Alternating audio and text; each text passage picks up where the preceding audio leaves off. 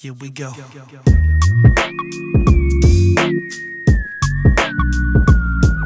Yeah.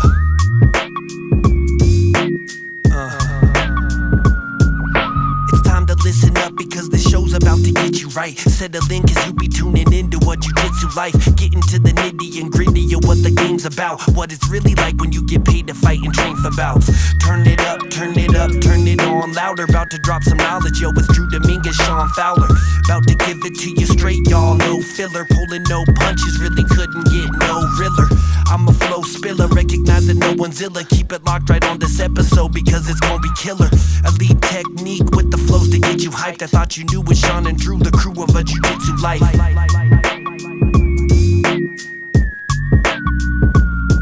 Good afternoon, everybody. Welcome to Five Grappling's A Jiu-Jitsu Life. We are in the studios today. I'll be your host, Shawn Fowler, along with Miss Jena Bishop. How are you today? I'm good. How are you? Outstanding. So let's break into a few things. Let's talk about ADCC and your most recent accomplishment. It was fun. Long day. It was a long day. It was a really long day, but totally worth it in the end. It's something I've talked about before, but I have wanted to do the ADCC tournament forever. In the trials or whatever, it's just like not worked out for me to like compete or even like get an opportunity to do that. So I was finally like waiting for like the West Coast trials because like when is the date? I tried to find out as soon as possible and then just set it and like I'm doing it no matter what, and I'm really glad that I did because it was in your backyard. You couldn't miss it, right? I know. It's not like you had to really travel for this one. It could have been San Diego. Burbank's a little far. Burbank is a drive. You know, it's so funny driving to Dodger Stadium, which I do all the time, or even to Disneyland. It's a skip and a jump. Yes. But once you hit that Highway 10 area right there at Dodger Stadium, you have to go beyond that. Yes. And you can add an hour to 2 more hours, no matter what you do to make it to Burbank. Yeah, it's terrible. So ADCC, you won ADCC, so you're going to Worlds this year. Yes. How old are you now? 33. So 33. It took you to 33 to do it, but you did it. So what are your expectations of ADCC and Worlds this year? Because it's here in Los Angeles, right? It's in Anaheim. We're hosting it at Anaheim. Which I'm a little bit bummed. I was like, I finally do it, and then I don't really get to like travel to any like cool places. I was like, you know, I was in Brazil. I was in like all these other different places. I'm like, that would have been dope. But it's actually kind of nice because then I have like my whole family, like my team that can come and support and like be a part of it too. And then you know, I hear that the production value is going to be sick. I heard that too. I don't know. I mean, I've heard that we're going above and beyond for this one. Yeah, that's what I hear. Seth and I, Seth from Fight to Win, are teaming up to make this the biggest ADCC ever. He is going to do all the lighting and sound for me, and I'm going to do the production, and we're going to blow it out of the water. Yeah, so, Seth was saying he's not going to hold back at all for this. No, we're doing gigantic LED panel screens and smoke and gongs and all kinds of stuff. Which is so crazy because most ADCC is like just like some random gymnasium and some mats on the floor, like most like old school type of tournaments. Well, the last ADCC trials that we did actually, we are the biggest trials that have ever happened in all of ADCC, and we broke 300 2 years ago, and this year we hit right at 400. You know what I mean? So it was the biggest trials, both back to back. So Worlds is going to be absolutely amazing. We've already booked the hotel and everything at the Anaheim Convention Center. Everything's set in motion. We actually have a meeting, I believe, in like 2 weeks. Mo will be back from Puerto Rico, and we're all going to go have a meeting up there and square everything up with the venue and begin to build out what we're going to do for production and lighting and sound and make it the biggest one yet. So I'm really excited about it. Like I feel like, you know, it's like the most prestigious tournament like in jiu-jitsu, like in grappling, really. And I'm just really excited to be a part of it, and I can't wait. I've kind of recently got back into like doing nogi. I took a break. I used to do always gi and nogi, and then I think at blue belt I stopped doing a lot of nogi tournaments, and then I didn't do another nogi tournament until it was 2017 Worlds.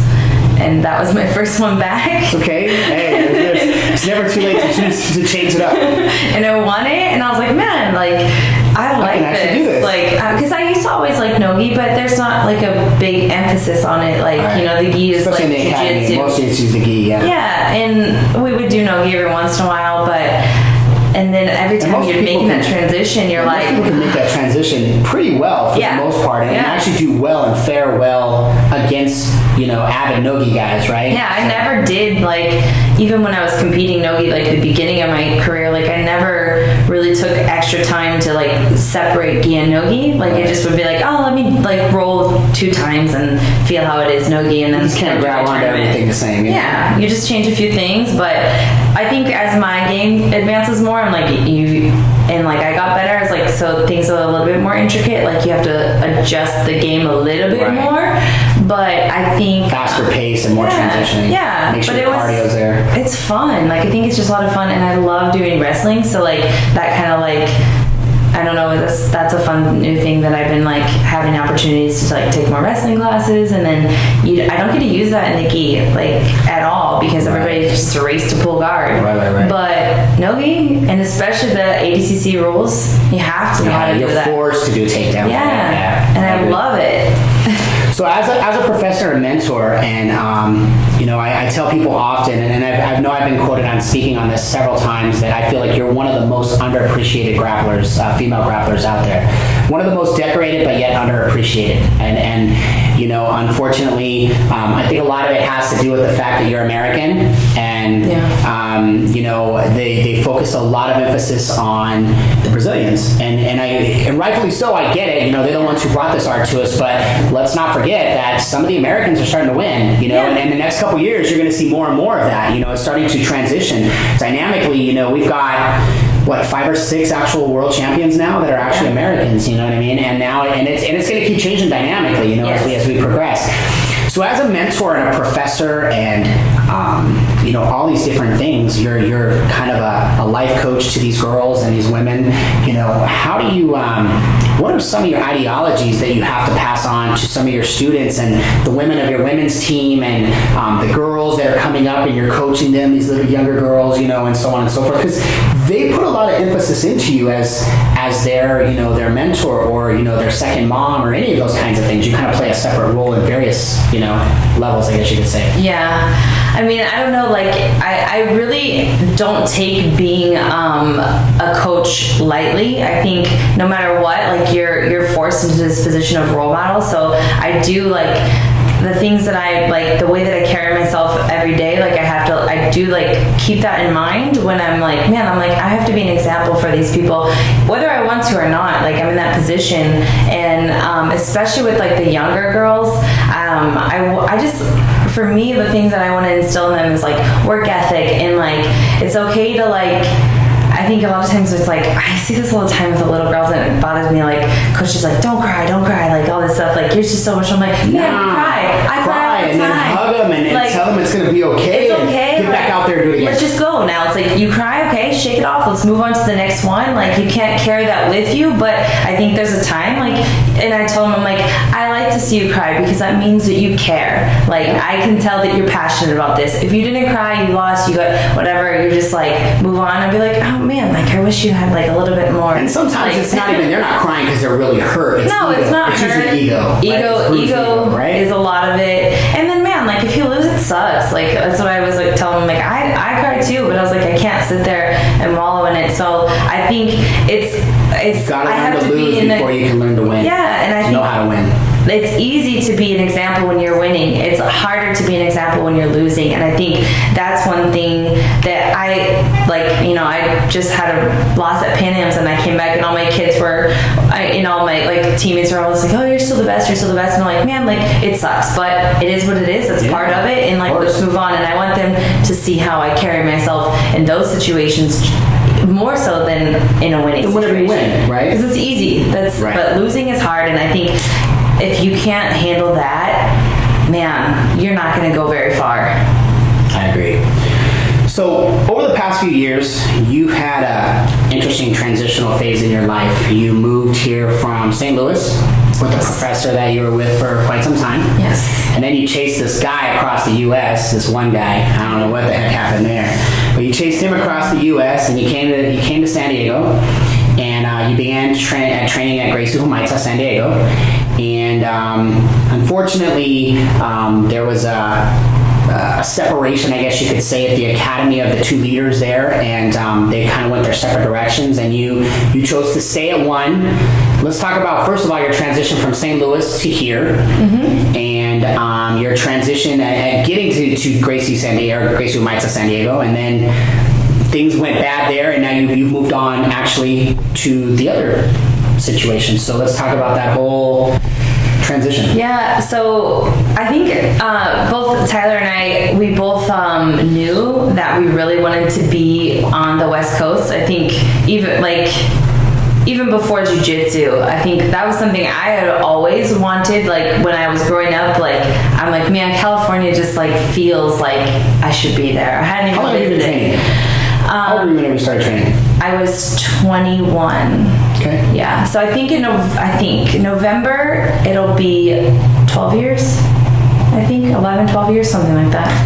But yeah. So, but I remember like I've always wanted to live in California, and then like we came out to San Diego to prepare for like Worlds with the team in San Diego, and that's how I met Hedges and Johnny, and that's where when we came here, man, I was just like so good. I'm like, the level's different, like the vibe is different, like, and it's San Diego, so this is great. Everything is great. I don't think a lot of people understand, like I talk about this all the time, is the level of jiu-jitsu in Southern California. We're the pinnacle of jiu-jitsu in Southern California, next to Brazil, right? I think that those two areas are probably the strongest. I think San Diego might be taking over. Man, I tell you, it's getting crazy because more and more people are transitioning. They're moving here. Yeah, 100%. And so it makes it very difficult. And I notice it, like, you notice the level of training whenever you tend to go to other places. Like if you go back to the Midwest or to the East Coast, outside of, and I'm saying outside of like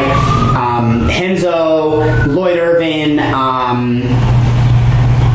Marcelo Garcia, you know, outside of like probably those main academies, the level of training is not as high as it is here. No. Everybody here is constant grind. You push the pace. Like there's no surviving here. Like you either gotta, it's you know, fight or not fight. You know, get out of the academy type thing. And I see that pretty much everywhere. So I understand totally what you're saying. Yeah. A lot of people don't see or understand that. No, and it's not even like the people that we had in St. Louis. Like I had a really good group of like people that helped push me and like get me to where I like to that point. Like I came to San Diego and I was able to compete and like I was able to like win a world title at brown belt because of the people in St. Louis and the training I had there. But it was something like I think, you know, Tyler and I, like our professor JW, like he really created a good environment for people to be able to learn and grow, and like if your goal is to be a world champion, then we're going to make that, you know, that possible, you know. And I think, you know, that was something that he made easy for us.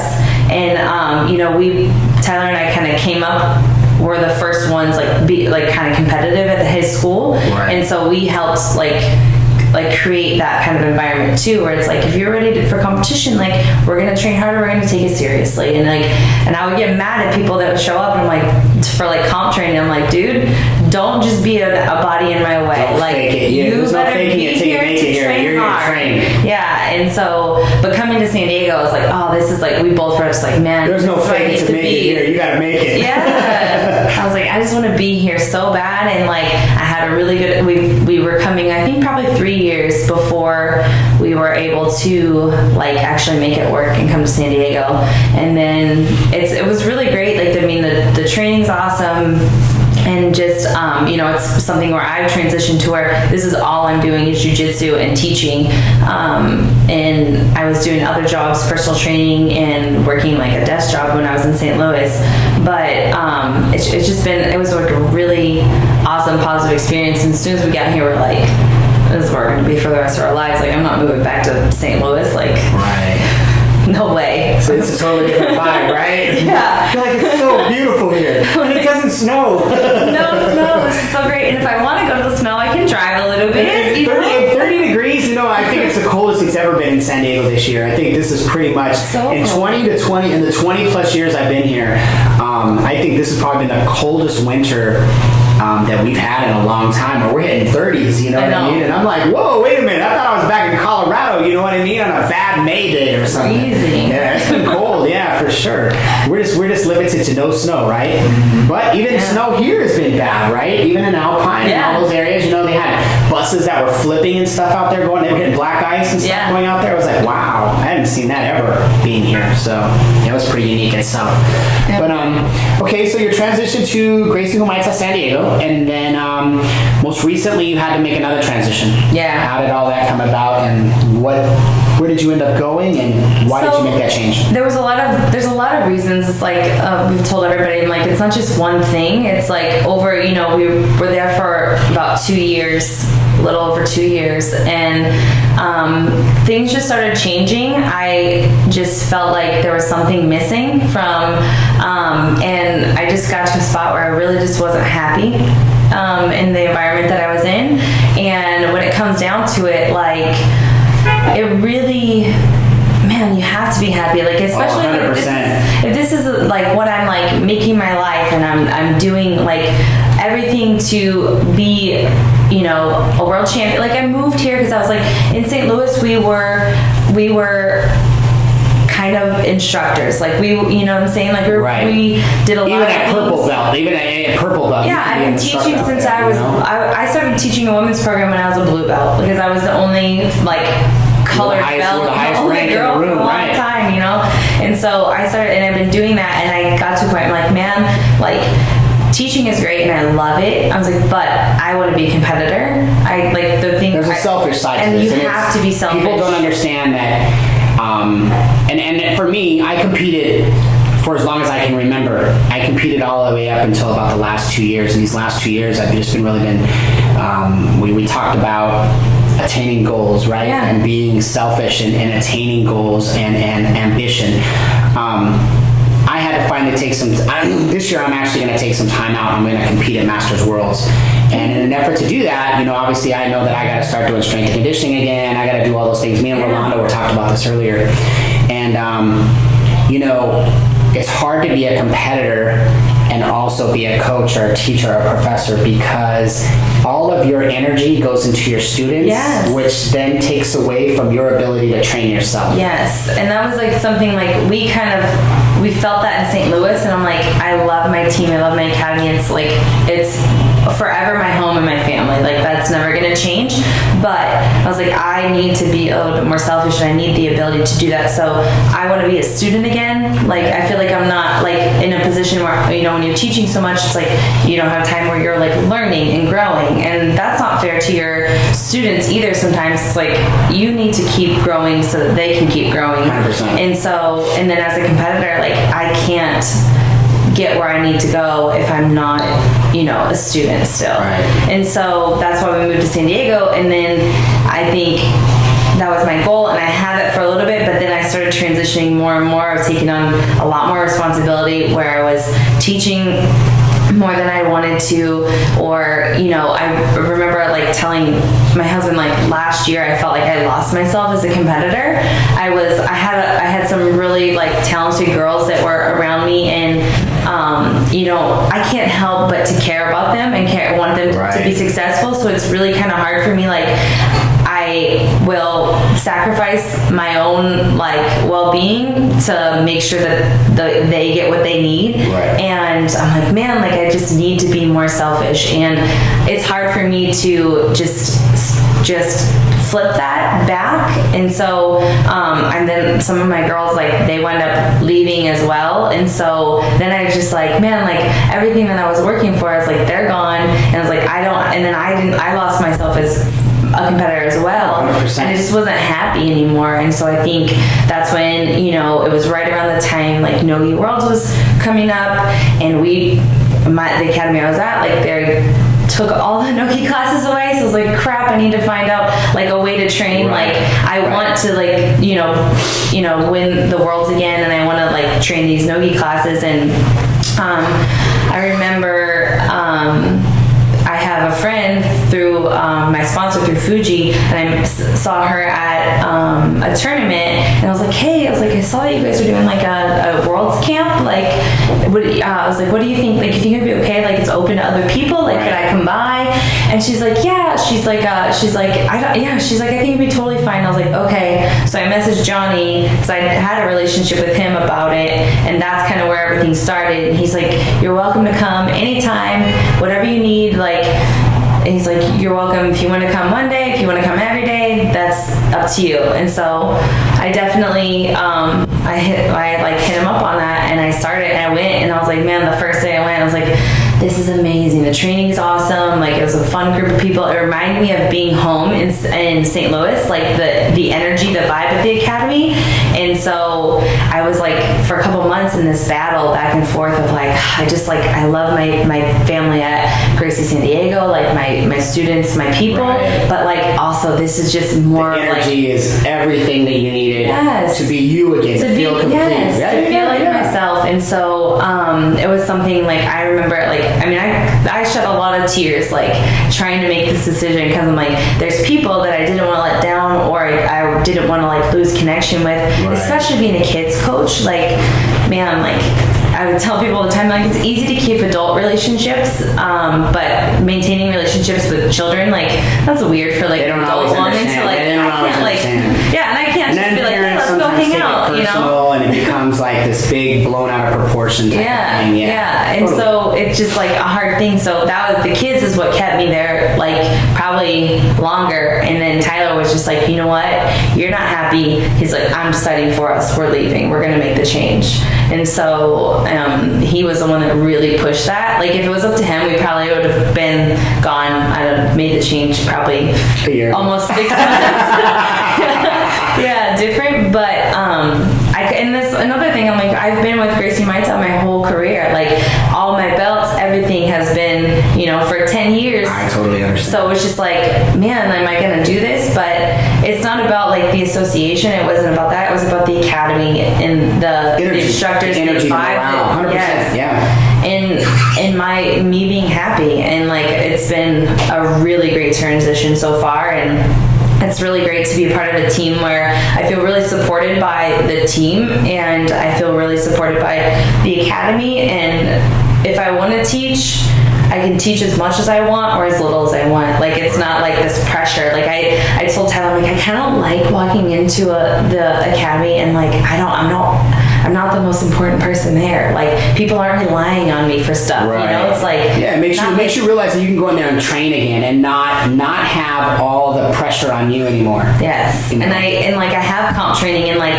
there's a lot of the girls that come and do the comp training too, and I train with them, but like, they all understand, like, I'm not coach right now, like, this is for me. And then, like, in a women's class, then I'm your coach and I'm here for you. But like, this, I get to, like, separate things. This is me. I get to get beat up right now. I get to get yelled at and screamed at to do these drills. And like, I'm not gonna be that nice to you when I'm training. Like, I'll be nicer in the evenings when we train, but like at comp training, like, comp training, I'm not gonna be nice. It's not time to be nice anymore. And these guys are trying to murder me, and I'm trying to murder them. That's all there is to it. Yeah, and like, the other day I was just like having a bad day, and I'm like something happened. I was like crying on the side of the mat. And I'm like, that's like normal, but I try and hide that. Like, I don't want to be emotional, and it's easy to have sacrificed so much for your students, right? And to come back into like competition training where you're being selfish again and be totally rusty to what's happening. Yeah. You know, and have to actually acclimate to that level again of getting beat up like that and being that energy. And you're going to take some hard days, and you're going to take some bumps and bruises. And it's like,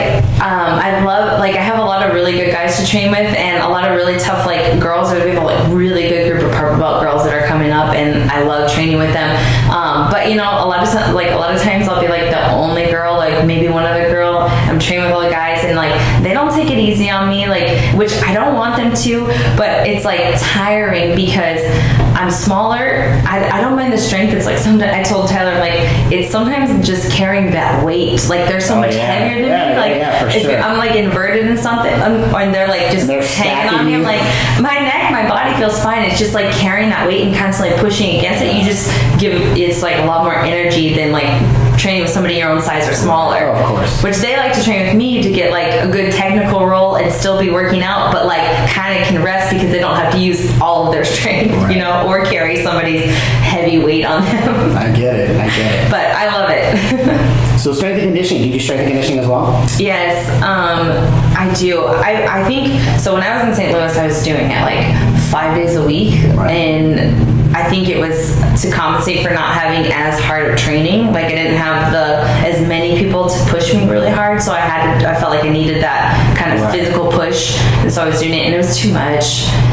Since I moved to San Diego, I do like 2 days a week of like strength and conditioning. And then I'll do like another day where it's like either some kind of cardio or like plyometrics and things like that. I love to go to the track and do a workout at the track, like just speed and plyometrics, and then hot yoga just is kind of like my recovery, like from everything. It's I still get like this active recovery. Well, you have to recover because you're hitting the 30s and the body's starting to slow down a little bit, as much as we don't want to say that it is, okay? Well, it's all the miles, how much like wear and tear in the last 12 100%. years that I put on my body. Like 100%. if I was maybe a normal person and not doing this and beating myself up every day, I probably wouldn't feel as old as I do when I wake up every morning.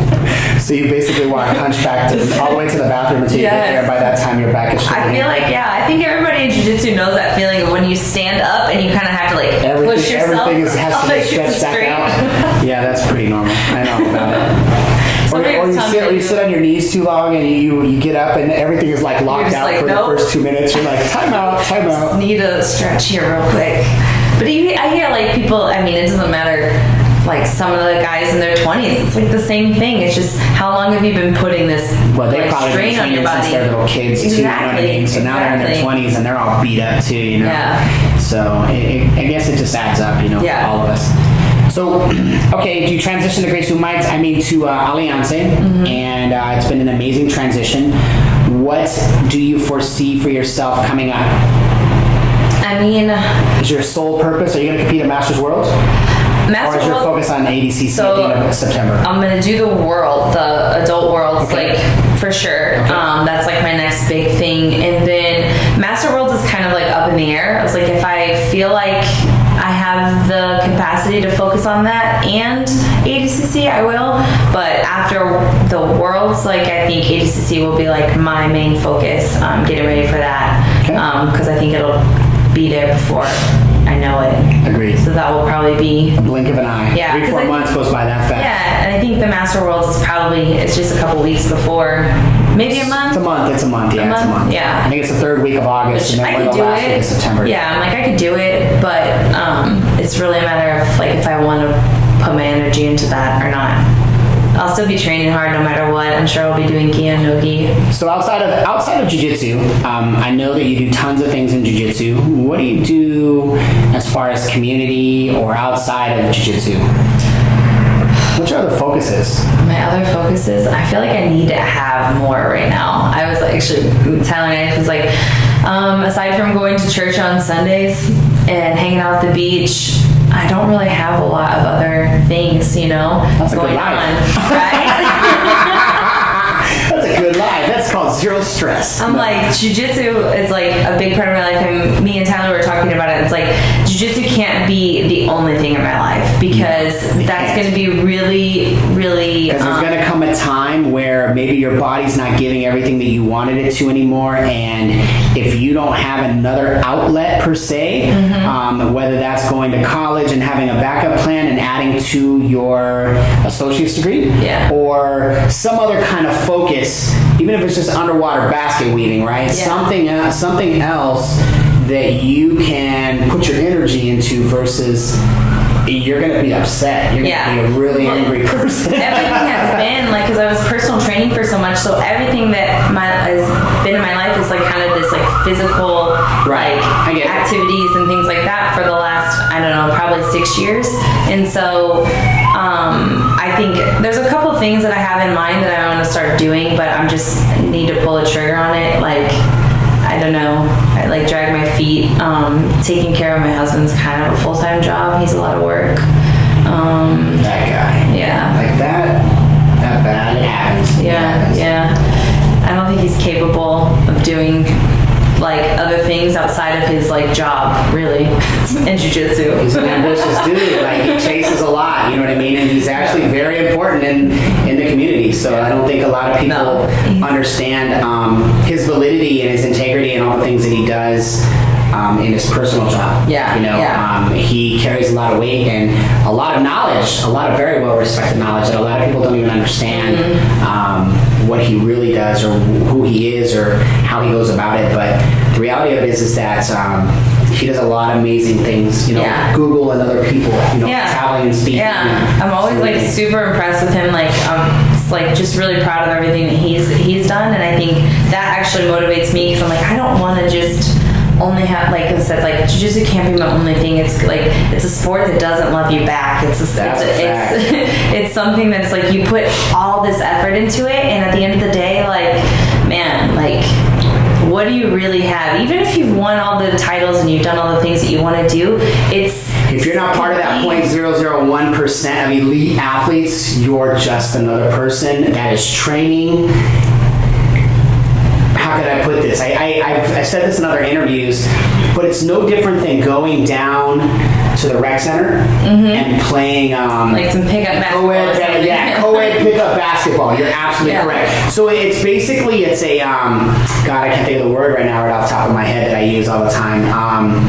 It's something that we do for fun. It's like a hobby. But that's exactly what it is. It's a hobbyist type of thing, And I think this is kind of funny too, and I know that you hear this all the time. It's, you get this blue belt, I need to be sponsored for this event. Oh my you haven't done anything. You haven't done anything. What have you done? What can you provide somebody who would actually sponsor you? It's like, this isn't just like they're giving you stuff just to give you. That's the thing. You go down and you play co-ed softball or you play team softball, you pay to play it. Yeah. You pay to play team basketball and so on and so forth. So, it's a hobbyist type of game, for 99% of the people that do it. Unless you own an academy or whatever, you do it for the lifestyle, for the camaraderie, for all the things that it is that you instill in yourself and in others, you know what I mean? And not to mention the amazing thing that it does to you, good, bad, or indifferent in your life, you know what I mean? The capacities that it brings to you. So I think far too often people don't see it in that light that you're saying, that there's some point, like, my body's not going to let me do this anymore, you know what I mean? And I think if you're only focused on being a jiu-jitsu competitor, like, that's going to run out even faster. Man, it's going to be really bad for you. Like, I think you're going to be really unhappy, and that was one thing, especially, like, last year after the Worlds, I was just going through, like, I was getting, like, really depressed. I'm like, man, and I was like, you watch things like Keenan, like, get screwed over so bad on a ref decision and stuff like that, and, like, dude, like, he's one of the best there is, and, like, he can get screwed over like that. It doesn't even matter, like, how good you are. 100%. Like, you might not ever achieve what you want to because there are other factors at play. Like, whether you want to believe it or not, there are. It's your time, if it's your time, it'll be your time. Yeah. And it doesn't matter if it's at Adult Worlds at 22 or if it's Masters Worlds at 47. Yeah.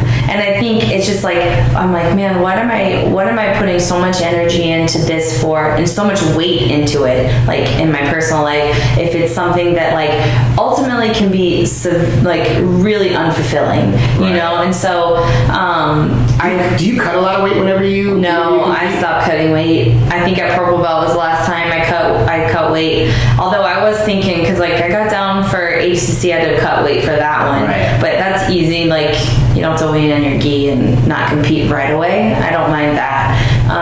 But I don't really cut weight anymore. It's just because it takes away. When I was doing it, I was realizing that I don't really have, like, it doesn't give me an advantage. Like, I feel like just as strong and, like, capable at the weight above, and then I would just be so focused on, like, making weight that, like, I would, like, shift focus away from, like, my jiu-jitsu actually in my game, like, and then there's a lot of ill factors on a woman's body whenever it comes to thyroid, and then thyroid problems lead to depression and all kinds of crazy stuff that scientifically, like, can affect a woman's body. I did it so much. I was like, I felt like my body stopped responding like the same way, for sure. and so then I'm just like, well, it's harder for a woman too, because women's water gain and all the different things it's that come so with much that. different. Yeah, it's so much different. Like these guys will be like, oh, you have to lose 10 pounds, it's no big deal. I'm like, for me, that's a lot. That's like a 2 month like really strict, like I can't lift weights. I can't, like, if I lift weights, water. I'm just like no carbs for like, and just lots of cardio, and it's not fun. It's not fun. Terrible. But I agree with you. yeah, I was like, I think I hate cutting weight, but I thought about actually doing it this year for Worlds, because I was like, oh, my weight got kind of low. I think it would be pretty easy. I'll do it again. And then you're like a raging lunatic for the next 3 months, right? You can't, but I was like, nobody can deal with you. The reality of it is like, nah, I ain't about that life anymore. I don't blame you. I'm not cutting weight for nobody. I'm not doing it. I'm going in as is. That's just it. I'll cut weight for ADCC. That's it. That's because it's not with the gi. That's why. Yes, it's easier. So what do you see yourself doing in let's say 5 years? That's a really hard question, because it's something that I'm like struggling with right now. Like I'm really. Everybody, you gotta remember, everybody has a transitional period in their life where everything just kind of dynamically takes a right turn. Yeah. And you don't know why it took a right turn. You don't know why it's heading that direction. Like your first right turn was coming to San Diego. Yeah. Okay. And you're like, holy crap, I'm here now. I've been here for 2 years. What am I going to do now? Okay. Yeah. You're still trying to establish yourself, and now you're figuring things out like, okay, we've transitioned to this team. I have other things that now I have new goals that I'm starting to think about and that I want to attain. How do I execute and pull the trigger on those things? And that's not a bad thing to be transitional. You know what I mean? Yeah. Like, you're coming to a point where you're settling down. You're really finding out who Jena Bishop is, and you're starting to say, okay, here's this right here, but dynamically now I want to do this, this, and this. How do I get to this, this, and this while only doing this? Yeah, I really, because like I have a very obviously short-term goals. Like I want to, like win the tournaments that are ahead of me, that kind of thing. I want to be a competitor in the next couple of years, short term. But I do realize that, that's not something I want to pursue. I feel like it's a really daunting thing to like think about. Like, man, am I going to spend the next 10 years just only wanting to be chasing a competitor, this goal, chasing these things? Goal, like, man, it's like I said, it's unfulfilling. And like you said, what are you ultimately getting out of it in the end? Like, it's fun. Yeah. And there's it's a part lot of your more life, reward in coaching and like being that like leader and like mentor to other people. Right. And it's not even just for competitors. It's like just for people who love jiu-jitsu. Like you can being part of like women's jiu-jitsu. I've seen so many like women just their lives changed by it, because there's this crazy sense of empowerment when you like learn how to like really, so you get to practice every day, like how to really defend yourself and how to really like apply these techniques. And I think let me ask you a question, because I know you're a women's coach, and I know this is probably a curveball question, okay? And you may get this regularly, but as a woman, you've predominantly trained with men over the years. Yeah. Okay, and I hear so many people saying, oh, we need a women's only program, we need this, we need that. But the truth of the matter is that 9 out of 10 women are attacked by men. Yeah. So how do you, I understand maybe teaching a women's class maybe once a week or maybe even twice a week, okay? But I think that women, this is my own perspective, I think that it's very important that women train with men on a regular basis. No, I do too. I think the women's program, for me, it's always been, I want to have it because I think it's good to have like that, camaraderie. The camaraderie with the women, and I think that's good, but honestly, you need to have an environment where new girls or women feel safe coming into this environment in training because it gets them in the door, because it's really intimidating, especially for women who have been assaulted or whatever, to come into an environment and you're like, oh man, you want me to like put this man in between my legs right now, and like what he's touching me, and like this is like really, it's really like up close and personal, like right from the jump. And so I think when it's just women, and they have a little bit, like I see a lot of the moms like start training because of that. Oh, there's a women's only class now. Like I'm gonna to try that out just to see how it is. Right. It's a safe space. We can all like once start they build to a learn. little bit of confidence, And then you can kind of all throw the them in girls there. train in the other classes too, because it's Right. only twice a week that we have women's classes, so they get to train all the other ones. And I think the girls like training with the guys too, because it's a little different. Like they can go as hard as they want. They don't feel bad. Right. Like, you know, sometimes the girls with each other, they're like, oh, like I don't want to hurt you. I'm sorry. Like whatever. Some of them just don't care. But I think it's just, that's the biggest reason why I think it's important to have a women's program. Right. I can see that. I like that perspective. Yeah. Because I've seen it happen so many times. Like, I always thought that the women's version of sport jiu-jitsu or even MMA is totally different than the male version, right? Males are total testosterone and total everything that's happening and so on and so forth, but the women are totally different. Like I remember going to my first, there was a guy named Eddie, way back when he used to run a show. He was one of the original like kickboxing guys here in Southern California, and he had a show called Fatal Femmes. It was an all-female show. It was the very first all-female MMA show. And I remember like Sophie Bagardai and Crystal Harris and a lot of the very first females that were fighting MMA. They all showed up and all the women got along. Roxanne Modafferi, or however you say her last name's pretty hard. She came from Japan. I remember her being on that show, and I remember all the women, like they were all embracing each other. Everybody was loving each other and hugging each other and kissing on each other, and then they went out and beat their brains out, and then they came back and did the same thing. And I was like, wow, men aren't like that. They want to kill each other, go in there and kill each other some more, and then afterwards they might be cool with each other, right? Yeah. So it's a different. But I will say this too. So whether the girl, that's not always genuine with girls, right? Like that's, you can see that. It's like you're always gonna be like, I feel like girls are always fake nice, like no matter what, like because it's just like how we tick, you know? Right. Like it's like you see it so many times. Clothes are nice. Oh my god, you're so cute. Like whatever. Like just as soon as they walk away, and it happens. It's like I hate to say because women are just, we can just be really catty like that, and it's something that having a women's program is hard to manage. It's like I have to we're not like doing that crap. I don't care if you like this person or not. Like on the mats, we're all the same. We're all equal, and you can do whatever you want in your free time. But here, like none of that BS. Like I'm not dealing with that. And but the girls, like I think it is some of it's genuine. I think if you set expectations too that you're not going to have that in your program, they don't bring it there. Yeah. Like if you set that expectation, you might get one or two here and there that don't necessarily fit in with the program, and then they end up weeding themselves out anyway, right? And then you get all the people in there that you wanted to keep in the first place that are genuinely charismatic about the situation. And some people, the truth of the matter is that they show up and they just want to get the brakes beat off of them or beat the brakes off of somebody, and then they're great. You know what I mean? Good, bad, or indifferent, jiu-jitsu is good to them. Yeah, I think it's. I think it definitely is important. Like the group of girls I have now, like we all have like our chat together, and like some of it's just like goofy, some of it's about jiu-jitsu, whatever. But even in that chat, then people are complaining about like, oh, I thought this was just gonna be, and I'm like, oh my god, guys, can we just like. I feel like I'm just like so chill sometimes about things. I'm like, if you don't like something, like you don't have to be a part of it. Like you can complain or whatever.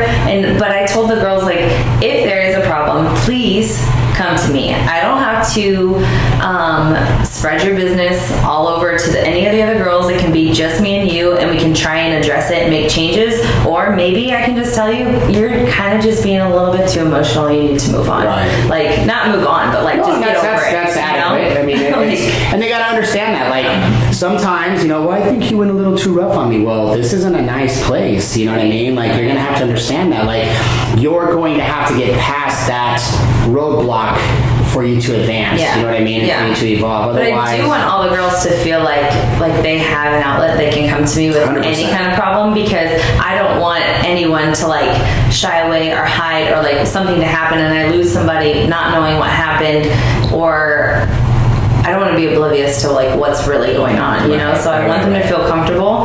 But sometimes you just have to be like, okay, you need to suck it up. For sure. So, short-term goals were to win some events. Yes. Take ADCC. Yes. And if you win ADCC, do you feel like you've accomplished what you've set out for? We'll see. Long-term attainable goals. We'll see. Let's talk about long-term attainable goals. I think long term, man, like that's like in jiu-jitsu. Everybody always asks if like I want to open my own academy and like when am I going to do that? And it's something that I don't. There's only 2 women in the world that own their own academy. Leticia Ribeiro is one, and the second one is Marianne Renew. Mm-hmm. She is the Belizean bruiser up in. She lives in Visalia, California. She's a black belt up there. She's an MMA fighter, right? That is correct. Yeah. She is a UFC girl. Yeah. She actually just opened up her school. I guess it's probably been about 5 or 6 months now. It's called Trifecta MMA and Jiu-Jitsu. Okay. And they do wrestling. They do wrestling, jiu-jitsu, and MMA in there, and Muay Thai as well. So there's the 2 females that I know for a fact. The third one actually opens her school next Saturday. Fabiana Borges has her own school too. Oh, she finally opened her own? She has in San Antonio? She has 2 schools now in San Antonio. Oh, I didn't know that. So she's got 2. Okay, so I thought Fabiana actually was under somebody that owned those schools. I think she runs those schools. Oh, okay. They're her schools. Good for her. That's awesome. At least one of them. I love Fabiana. She's awesome. Actually, she competed in the very first FIVE Super League that we ever did. Yeah, she's awesome. The other one, so let's say 3 now, and then the 4th one actually opens up her school next week, and that is Karen Antunes in Arizona. Oh yeah, her. Yeah, I'm really proud of them. I'm like really happy that they're doing their own thing. Yeah, they kind of got a bum deal on the last one, you know, and now I think you're going to see something really progressive come out of them, and I think that's really awesome because they stuck with it and they're coming out on top. You know what I mean? It's going to be a little bit of a grind, but in the end, it's going to pay for itself. It always is, and like that's one of those things that's really scary, starting something new, because you're like, I don't know, but I'm like, she's super talented, and I think just a good person. Her and her husband both, like, I think they're good people. They care about their students. I think it'll be a really successful school. Okay, short and long-term goals outside of jiu-jitsu, go. I mean, so I have some ideas of things that I want to start, like kind of like doing my own thing, like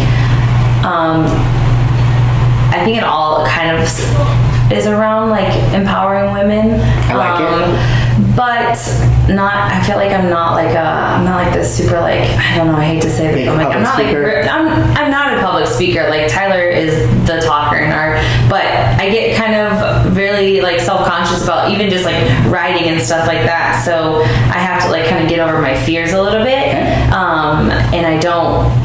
So I need to do that. And then everybody always asks me too, like when I'm gonna have kids, because apparently, like I had one of my little girls ask me how old I was, and at jiu-jitsu. Apparently you're too old to not have kids, Mom. She goes, the little girls asked me how old I was, and I told them, and they're like, well, where are your kids? Oh, boy. And I was like, I mean, I have 2 dogs. They're my babies. You guys are my babies. And hey, if you want to be a mom dog, a dog mom, there's nothing wrong with that either. Shoot. I mean, I would definitely like run like a dog shelter too. Like that would be, if I could have like, yeah, I definitely would. If I could have my own, like still live like in like a city area. You know, like dog walking is an actual job. I know, but I don't want to walk dogs. I want to. Isn't that crazy or what? Like I seen this app the other day. I use the Rover app. Oh, there you go. See, I pulled up this app the other day, and it was a total accident. It said dog walking, and I was like, "Are you kidding me?" Yeah, you can find people that will walk your dog for you, and you pay them. Someone come and stay with my dogs every time I leave. Well, I can see that. I can understand that. House sitting. Yeah. So why don't you start your own house sitting service? I mean, I don't want to do that. I just would like want to have like a rescue. That's out too. You're not doing that one either. But I don't know. So I think kids are probably definitely in our future too. So I think that might change a lot of the next couple years that I want to do in life. I feel like I'm really in a transition phase right now where I'm like. Well, and it's hard because after 35, it's really difficult for a woman to have babies, right? Like, yeah, but not necessarily, if you're athletic and you're like, I've talked to a lot of people, and like if you Jayla was what, almost 40? I mean, yeah. I had a friend, she just turned 40 and just had her 3rd kid, and it's not that big of a deal. I'm not too worried about that, and I've always told me and Tyler both have said, like, if it doesn't happen, like, and we can't, like, you know, then I would totally adopt kids. Yeah, it's I would adopt. Because I think I can't imagine myself without kids. Just because I really do love kids. I do. And I come from a huge family. So I can't imagine myself like not ever having pressure? Do you get pressure from mom or any of the family about having kids? Oh my God, all the time. All the time. One text message a week. Jenna, are you guys having a kid yet? The moment we got engaged, people are like, when are you guys going to have kids? And or are you already pregnant, right? We've been saying 5 years for the last, 10 years 10 plus. years. Every year somebody asks me, I'm like, probably in 5 years. Okay, that's not a bad answer. I'm not mad at you. I mean, I totally get it. And I don't think a lot of people will understand that theory, but if you are a parent or any of the above, then you totally understand that side of it and why people feel that way.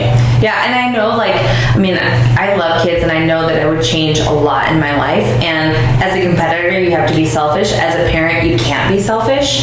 And that's something that... But that's not a horrible transition. That's you. It's not. That's you growing into another chapter in your life, and maybe that is your next right turn. Maybe. Maybe we'll that's your long-term goal here. They're our best friends here. They're talking about having kids, so that's putting more pressure on us than our family, really, because they're like, if they have kids, we're gonna have to, but I'm not ready for that right now. I keep saying, there's nothing wrong with that. But I do see that the reality of it is that you're where you're at, and that's not a bad thing. Yeah. You've made a lot of interesting changes. You're way beyond the curve of me, because I'm going to tell you, as interesting as this is, growing up, whenever I grew up, our parents didn't talk about birth control, and most of my friends, and I was one of the very last ones to have a kid, and I was 17 years old whenever I had my oldest daughter, which is now 27, and as scary and crazy as this is, 90% of my friends already had kids. And they were either at one or even on their second, and a couple of them on their third at that age, you know what I mean? And so to be that young parent that has to do everything, it's a unique transition, and you guys have got to do everything else that you wanted to do, where you're going in what was traditionally the best path, right? But all my family, all my family members, they were married super young and had kids right away. And they're probably super jealous of you that you got to live life and do things. They always tell me, they're like, you're missing out, you need to have kids, but then they're like, oh, don't have kids, these kids are driving me crazy. And I'm like, which is it, okay? It's a double-edged sword. Which is it? Come on. For sure. And so, I don't know, and it's not to say that when I have kids, my life stops and I can't continue to do the things, but I feel like we've established ourselves, enough that we won't have to struggle when we do have kids. It will be a lot easier to do the things. I agree. Trust me. I wish. No, actually, I don't. I don't wish I could go back and do it all over. Because you know what? I wouldn't be who I am at this point. And the truth of the matter is that, those late nights of going to college and staying up all night studying while my kids slept, and, taking custody of my daughter at 3 years old and raising her, and going to the military, and, a partial scholarship, couldn't afford to go to the military, still going back to school later and raising my daughter, and then, moving on to having other children and raising them. Man, honestly, I don't think that I would take it back and change it either. Dynamically, it's backwards from some people, but man, you guys have got to do a lot of things. You get to travel, you get to do a lot of things, and I got to travel too. I got to do the military and stuff like that, but dynamically, your life changes overnight, and there's failure's not an option no more at that point. You know what I mean? You gotta, Mom, I'm not feeling well. Guess what? Mom's getting sick in a couple of days too. You know what I mean? You still have to take care of the baby while you're sick. You don't and guess what? Time. Tyler still needs sandwiches at that point too. You know what I mean? So no, just the reality of motherhood. You know what I mean? It is what it is. It's a tedious, unforgiving, underappreciated job. But I do tell tell people all the time. I'm I do have kids. At teaching jiu-jitsu. Oh, 100%. You got 25 or 30 of them. Yeah, all day long. All the time. And I was it's funny. It cracks me up because they get so embarrassed when they accidentally call me mom, or by their school teacher's name. Oh yeah. And but then they try me the same way they would try a parent. I'm are you kidding me with this right now? No, get back on the mat now. I don't know why I have to. I don't want to have to like people disciplinarian. People that don't know me, they'll be like, "Do you have kids?" Yeah, I got like 85 of them. I between both schools and my own kids, yeah, I got a lot. And right? What do you mean you have 85? You're kidding, right? No, not really. They're almost my kids too. Like, you might as well be. Yeah, for that time that you have them each week too, they are, and you just get so close to them too. It's you do, 100%. Like, the kids climb all over me as soon as class ends, and they hug me, tell me everything that they can. If they get a good grade, they come in and tell you about their test. Everything. Yeah, it's awesome. I ask if they have questions about like the moves or whatever, and they're like, "So today, my brother," and I'm like, "Okay, this has nothing to do with jiu-jitsu. Thank you, though." Next. But and I do love walking in the door, and like you walk in, or they, as soon as they come in and see you, they like run over, give you hugs, and it's like, or high that fives, just like melts you, you know. So I do love that. So I think that's why I think it's awesome too. Not having my own. Like, do they invite you to their baseball games and soccer games and stuff like that too? Birthday parties. I have to go to an Easter party here, and I was like, do I get to do the Easter egg hunt too? Like, you guys are inviting me to your party. Yeah, and some eggs and some candy too. Come on now. So, all right. Well, I guess that pretty much wraps us up for today. I really appreciate you for coming on the show. Why don't you let everybody know how to find Jena Bishop online? You can find me on probably Instagram. Is probably where I'm the most active. It's Jena Bishop BJJ, and then I do have bishopbjj.com that me and Tyler run, but we haven't really been too active on that. We probably need to do more with that again. It's because he's busy. He's busy, and I need to pick up the slack. Holy moly! Dang it! Is it a WordPress? Yeah, it's easy. Jeez, I know how to do all that. It's a WordPress. It's plug and play. I know how to.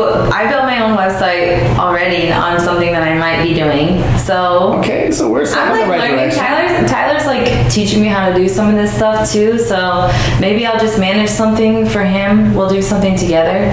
Nothing wrong with that. Something in the future we'll probably look to doing. Having our things together. I admirably respect both of you and everything that you guys do. You have no idea. A lot of people look up to you guys, whether you guys know it or not. I hear people talking regularly in the jiu-jitsu community, and they absolutely adore you two. Not only as human beings, but as you are as a couple, and also in the jiu-jitsu world, and what you guys stand for. I hear it regularly from various people, and I think that that's something that you guys should know if you haven't heard that. Thank you. I really appreciate that. All right. So with that, we'll wrap this show up today. Thank you for checking out Jiu-Jitsu Life. For this and all of our shows, you can find us online at www.fivegrappling.com. And up and coming, April 28th, we'll be in LA for the California 5.